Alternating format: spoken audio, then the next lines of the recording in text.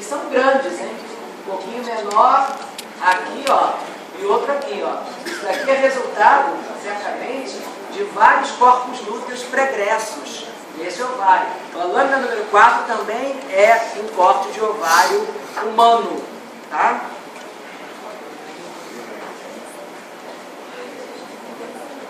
E olha aqui, ó, também vocês vão encontrar, olha, folículos terciários, já bem alterados, certamente indicando que eles estão sofrendo atresia folicular. Olha aqui, ó, olha o tamanho desse folículo, não consigo pegá-lo todo, vou dar a volta nele, na circunferência dele. O corte até nem pegou a parede dele todo aqui, ó. Ó, isso aqui é o âmbito folicular, o resto de líquido folicular que permaneceu, né? Isso aqui é a parede de um folículo, isso aqui é a parede de outro folículo próximo a ele. Esses dois aqui, ó, perderam a corrida. Olha a parede bem delgada e já destruída, como a gente pode ver melhor em aumentos maiores. Nas lâminas 4 e 6, são ovários humanos, onde vocês vão encontrar corpos lúteos e corpos albicuns. Ok? As lâminas 8 e 10 são lâminas de tuba uterina. Uma de um mamífero não humano e a outra da espécie humana. Então, olha aqui, ó. Vocês vão encontrar aqui, ó, o corte de ampola da tuba uterina com as pregas bastante altas e ramificadas. O lumen da tuba uterina adquire um aspecto semelhante a um labirinto, né? As pregas da tuba uterina, da mucosa da tuba uterina, contendo o eixo de lâmina própria, o tecido conjuntivo frouxo da lâmina própria, recobertas sobre epitélio simples, cilíndrico, ciliado e com células secretoras não ciliadas. Aqui a túnica muscular delgada é maior do que a tuba da lâmina anterior e a serosa não pegou muito bem aqui nesse corte. Tá? Nessa lâmina, o que interessa mais é aqui a mucosa e a muscular bastante delgada. Atenção, pessoal, para o fato de que vai ter gente, como eu conheço, isso já é clássico, querendo confundir glândula seminal com tubo uterino. Tá? Eu chamo a atenção de que glândula seminal também tem pregas na mucosa, só que são pregas anastomosadas, fundidas entre si, né? Criando aquele aspecto pseudoglandular na mucosa da glândula seminal. Além de a túnica muscular da glândula seminal ser bastante espessa, né? Em comparação aqui com a tuba uterina, que tem pregas ramificadas e não fundidas. As pregas se ramificam, como a gente pode ver, tá? E não se fundem, né? Vez por outra, digamos que um plano de corte, né, meio safadinho, pode até misturar as pregas e criar, né, uma espécie de recesso epitelial na mucosa da tuba uterina, como aqui, ó, por exemplo, aqui fechou, ó, acabei de falar e a gente pega isso. Mas isso aqui não é suficiente para caracterizar, né, ou para confundir com mucosa de glândula seminal. Além disso, a muscular da tuba uterina é bem mais delgada. Tá? Observem isso e estudem por comparação as duas lâminas, tá? Que é para evitar qualquer tipo de confusão. E também a lâmina número 10 é tuba uterina, região de ampola e é corte de material humano. Tá? A minha lâmina está um pouco corada, né? Mas é ampola de tuba uterina, né? Com muitas pregas bastante ramificadas, bem altas, né? A lâmina de vocês deve estar um tanto quanto semelhante. Aqui, ó, a parede geral, aqui, ó, está muito pouco corada essa lâmina 10, a minha, na minha caixa, enfim, não sei se na de vocês talvez esteja pouco corada assim, mas dá pra gente ver, olha lá. O epitélio simples, cilíndrico. Os cílios nem sempre estarão muito bem preservados, tá, pessoal? Prestem atenção nisso. Aqui a túnica muscular, com fibras musculares predominantemente circulares, e aqui um pedacinho da serosa. Tubolderina tem serosa, tá? E as pregas bem altas, bem ramificadas da região de ampola, ok?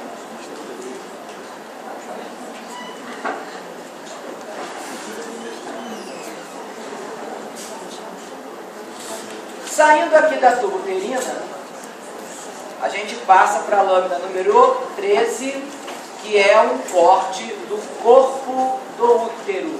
E aliás, pessoal, desde já vou chamar a atenção de vocês, por quê? Porque vocês têm cortes histológicos das duas regiões principais do útero, corpo e cérvice uterina. Elas são diferentes. Estou começando a descrevê-las para que vocês prestem atenção na hora de um diagnóstico, porque tem que colocar útero, corpo ou útero, cérvice ou colo, que é a mesma coisa. Porque, como a gente vai ver, eles têm estrutura completamente diversa. Tá? Então, na lâmina 13, para começar, nós temos um corte histológico de corpo do útero, tá? Onde nós vemos, né? Aqui, ó, o lúmen da cavidade uterina, né? Porque é um corte que pegou um lado e outro, né? E a ambos os lados nós vemos inicialmente, né, a primeira camada mais interna do útero, que é a sua mucosa, que é o chamado endométrio, né? Endométrio é o nome da mucosa do corpo do útero. Corpo do útero. Nada a ver com cérvice ou colo.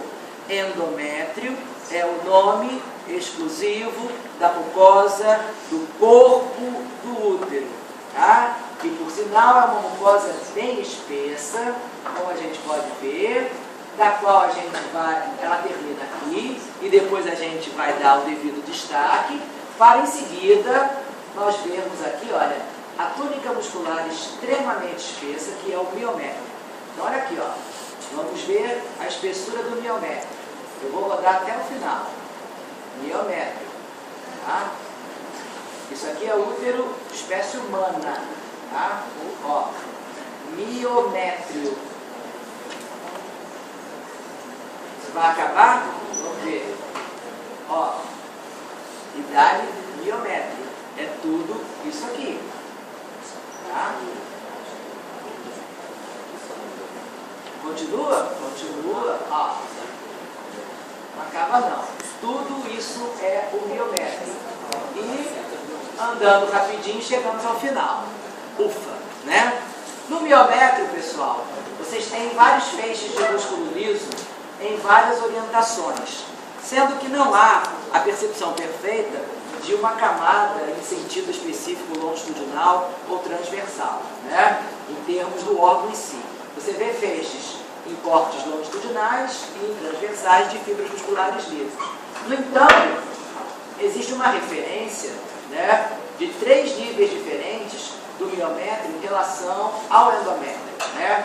A primeira parte do miométrio, que é essa camada mais próxima ao endométrio, que é a mucosa, é o chamado estrato submucoso. Este nome é porque ele está debaixo da mucosa, que é o endométrio, tá? Então, o estrato submucoso é todo esse terço mais próximo, né? Esse terço mais próximo do endométrio que o miométrio tem, né?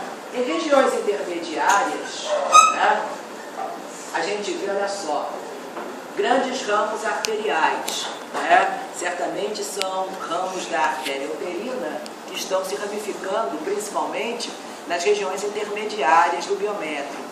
Por isso, essa área intermediária do miométrio é chamada de estrato vascular, por conta da ocorrência de maiores ramos vasculares, né, derivados da artéria uterina, que seguem, né, segue se ramificando em direção ao endométrio.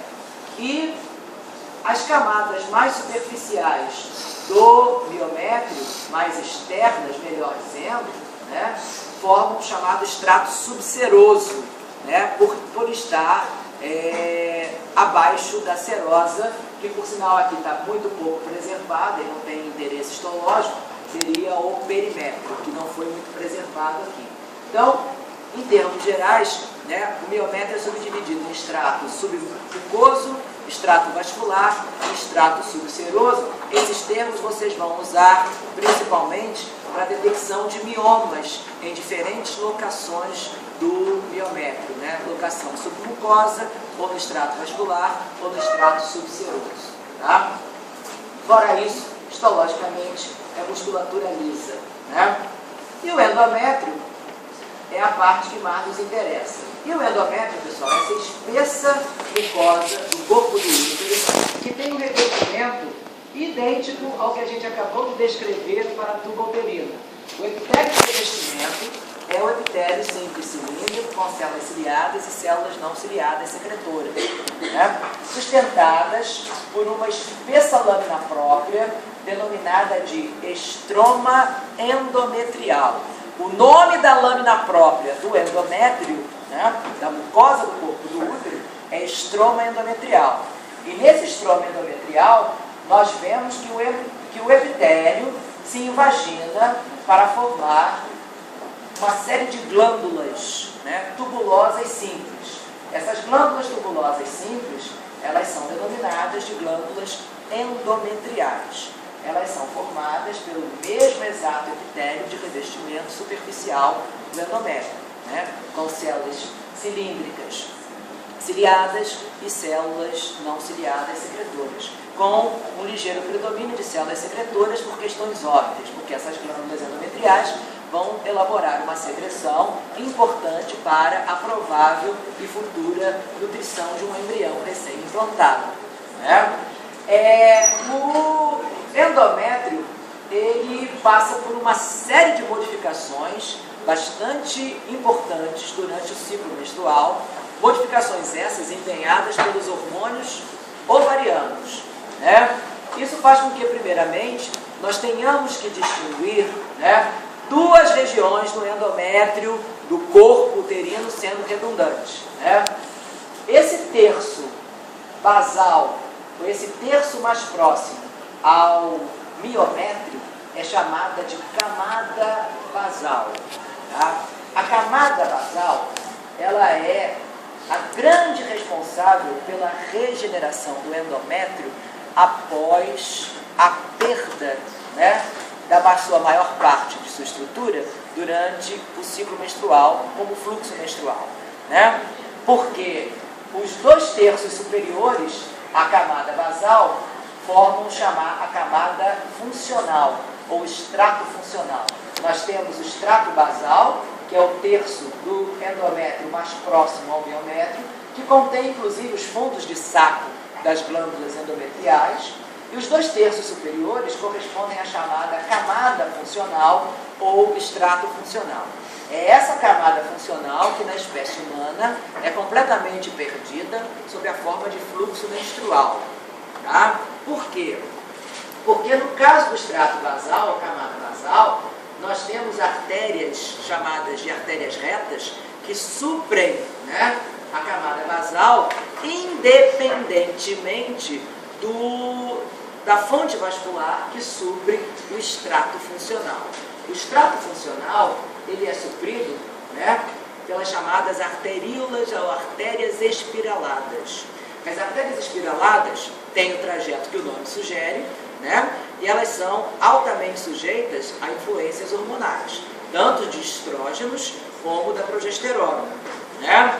E aí que, em havendo estímulo estrogênico, essas artérias espiraladas, né, elas são mantidas, elas crescem novamente, juntamente com o endométrio, que é regenerado, também sofrendo, né, o estímulo da progesterona, aumentando inclusive o seu fluxo sanguíneo, aumentando de tamanho e cessando, né, o estímulo desses hormônios, sendo perdidas também com a camada funcional, como o fluxo menstrual. Então, por isso, né, nós temos a camada basal, que são os 2/3 próximos ao miométrio, e a camada funcional, né, que é suprida pelas artérias espiraladas, que eventualmente a gente consegue ver né, em trajeto helicoidal ou partido, né, em função do seu trajeto helicoidal, em meio ao estroma endometrial. E, neste caso, o endométrio ele vai se apresentar com aspectos diferentes de acordo com a fase do ciclo menstrual. A gente vai ter aqui, nessa lâmina, a presença de glândulas tubulosas, ou das glândulas endometriais, que são glândulas tubulosas simples, né, com um trajeto frequentemente retilíneo, sem secreção, ou com pouca secreção no seu lúmen, ou então, se vistas em corte transversal, com contorno regular. Né? Além de o endométrio, apesar de, né, ser uma mucosa naturalmente espessa, não estar com sua espessura total, está relativamente pouco desenvolvido. Né? Reparem que a espessura do endométrio, ela até é bastante expressiva, mas o endométrio pode se espessar mais ainda. E aí, então, principalmente pelo aspecto das glândulas, com trajeto retilíneo ou contorno regular ao corte transversal e sem apresentar quase nenhuma secreção, isso é indicativo da fase estrogênica ou proliferativa do ciclo menstrual. Né? Após a perda da camada funcional como fluxo menstrual, né, ocorre um novo desenvolvimento folicular nos ovários e aí então a produção de estrógenos vai regenerar a estrutura do endométrio do corpo uterino. Né? Sendo que não havendo perda da camada basal, não havendo perda do extrato basal, é o extrato basal que, sob estímulo dos estrógenos, vai regenerar a camada funcional do endométrio. Né? Então, fazendo com que o endométrio restabeleça a sua configuração na fase proliferativa ou fase estrogênica do ciclo menstrual. Tá? Dessa maneira, nesta lâmina, nós temos apenas, obviamente, um corte do corpo do útero na fase proliferativa ou estrogênica. Na lâmina número 15, né, que eu acabei esquecendo de escrever, tá? Faltou escrever, depois eu escrevo aqui. A lâmina número 15, faltou escrever, eu escrevo aqui para vocês, tá? A lâmina número 15 é uma lâmina que tem cortes apenas de endométrio do corpo do útero, tá? Por quê, pessoal? Essa lâmina aqui, ela mostra uma série de fragmentos do endométrio apenas porque ela foi obtida por biópsia.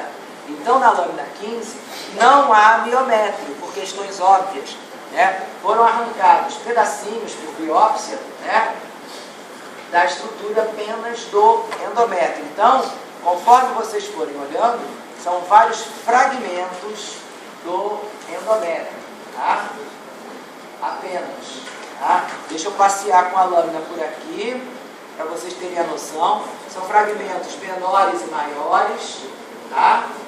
Isso tudo aqui, ó, é só endométrio, ok? E nessa lâmina, né, que até nem é dos cortes mais adequados, né, vocês vão ter o endométrio muito mais espessado do que a gente acabou de ver na lâmina anterior. Né? Por quê? Porque aqui, pessoal, nós temos agora a influência da progesterona, que é o hormônio predominante na segunda metade do ciclo menstrual, né? Praticamente, melhor dizendo, até do ciclo ovariano, e que vai incidir sobre o endométrio que se regenerou na fase prévia, que foi a fase proliferativa ou estrogênica. E aí, pessoal, o endométrio ele vai se apresentar, olha só, muito mais espesso. Olha aqui, ó. Tudo isso daqui por onde eu estou passando, em sendo um fragmento, mostra a extrema espessura do endométrio. Tá? E nesse endométrio, vocês já estão percebendo as glândulas endometriais com formato muito diferente. Né?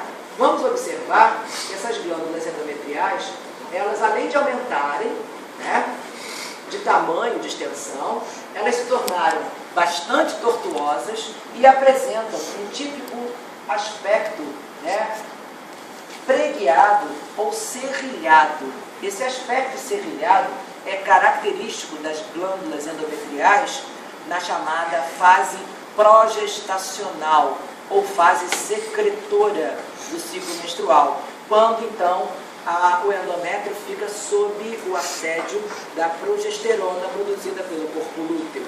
Né? A progesterona, né, tem até um nome, ela é progestação, ela é a favor de uma gestação. Então, a progesterona produzida pelo corpo lúteo vai preparar o endométrio para a recepção de um provável embrião, de um futuro embrião, quem sabe. Então, o que acontece no endométrio sob o efeito da progesterona? As glândulas se tornam mais tortuosas, começam a secretar, né? Elas se tornam com um lúmen mais largo, mais amplo. Esse aumento do lúmen é em função do acúmulo de secreção. Ah, Marcelo, não estou vendo a secreção. A secreção vai aparecer como esses restinhos aqui no lúmen de várias glândulas. Só porque a secreção, como ela é essencialmente glicoproteica, ela acaba sendo lavada durante o processamento histológico, né? Então, olha aqui, ó, você tem, né, alguns resíduos de secreção no lúmen glandular, que geralmente, por se acumular em grande quantidade, acabam levando ao aumento do lúmen glandular e provocando esse aspecto plegiado ou serrilhado das glândulas endometriais, que continuam lá com o epitélio de revestimento da superfície do endométrio, o epitélio simples cilíndrico, com células ciliadas e células não ciliadas. Tá? O estroma endometrial também sofre uma proliferação muito marcante. Os fibroblastos do estroma endometrial também, a semelhança do estroma ovariano, que eu comentei previamente, eles também sofrem, né, a influência marcante dos hormônios ovarianos. No caso, os fibroblastos do estroma ovariano sofrem a influência dos hormônios hipofisários. Aqui, os fibroblastos do estroma ovariano também respondem a hormônios, só que aos hormônios ovarianos. E as células, os fibroblastos, proliferam e, inclusive, nesta fase progestacional, se modificam, se tornando células maiores, mais poligonais. Né? Essas células que ocupam o estroma agora, elas são denominadas de células deciduais. Por quê? Porque caso haja uma gestação, essas células, ou melhor dizendo, o endométrio, no local onde vai haver a implantação, né, vai haver a formação de parte da placenta materna, que corresponde à chamada decídua materna, ou decídua basal, que é a parte materna da placenta. A decídua basal, ela é a porção do endométrio sobre a qual o embrião se implanta. Vocês não tiveram ainda aula de placenta, talvez no primeiro período, mas tudo que se dá no primeiro período se esquece ao longo dos outros, né? Talvez vocês agora, na aula de placenta, né, recordem as células deciduais e, consequentemente, a divisão da placenta, da porção materna da placenta, chamando a atenção, né, para a decídua basal, que é onde o embrião se implanta. E ele tem esse nome, justamente, decídua quer dizer uma coisa que vai sofrer uma queda, tipo dente decíduo, é o dente de leite que cai. Né? A decídua vai ser perdida durante o parto. Então, essas células do estroma endometrial, né, pelo fato de se modificarem, se tornarem células poligonais, como a gente observa aqui, elas vão fazer parte da decídua basal e, portanto, são denominadas de células deciduais. A reação decidual, que é essa modificação dos fibroblastos do estroma endometrial, é um evento clássico da fase progestacional ou secretora do ciclo menstrual. Tá? E aí que, se não houver uma gestação, todo esse endométrio preparado para receber um embriãozinho, ele vai ser perdido como fluxo menstrual. Todo esse endométrio não, né? Melhor dizendo, toda a camada funcional, porque a camada basal vai permanecer e regenerar o endométrio. Ok? Então vocês têm aí, ó, cortes do endométrio apenas, não há miométrio, tá? Porque se trata de cortes obtidos por biópsia, ou fragmentos, melhor dizendo, obtidos por biópsia, tá? Infelizmente, né, eu preciso também que vocês tivessem visto, né? Acende a luz aí para mim, falta a última lâmina.